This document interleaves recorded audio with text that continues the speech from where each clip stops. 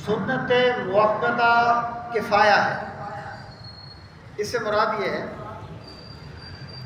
کہ یہ ہے سنت موقدہ،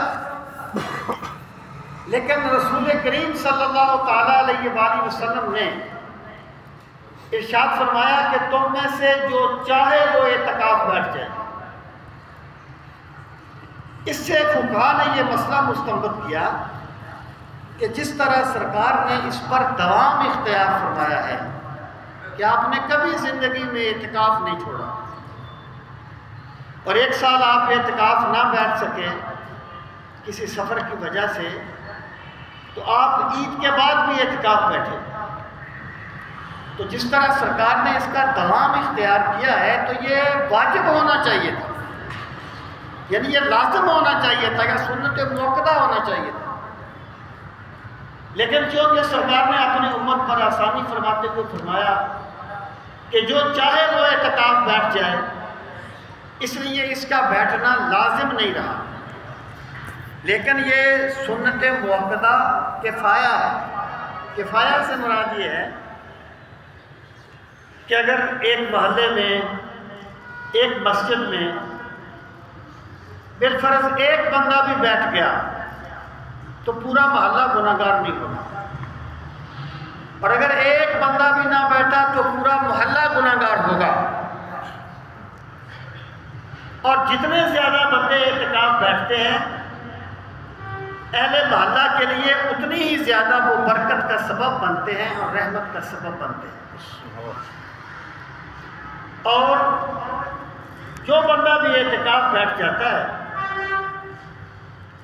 اس کو پھر چاہیے کہ وہ کسی طبعی حاجت یا کسی شرعی حاجت کے علاوہ مسجد سے باہر نہ نکلے، اور مسجد سے مراد ہے جہاں آپ نماز پڑھ سکتے ہیں۔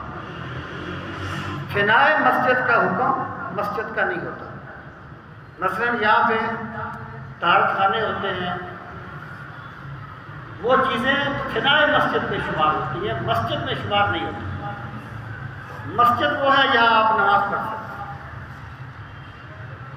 تو وہ جو بندہ اعتکاف بیٹھ گیا ہے اسے چاہیے کہ وہ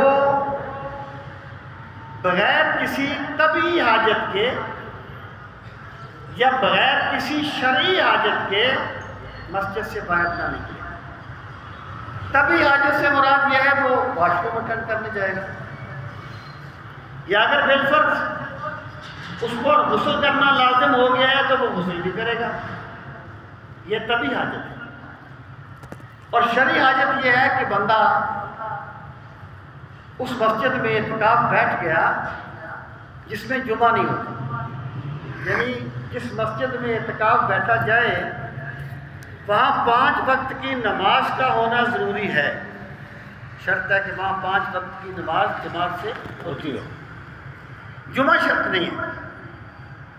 اگر کوئی بندہ بیٹھ گیا کسی ایسی مسجد میں جہاں جمعہ نہیں ہوتا، ظاہر ہے وہ جمعہ پڑھنے کے لیے آئے گا کسی مسجد میں، تو یہ اس کی شرعی حاجت ہے،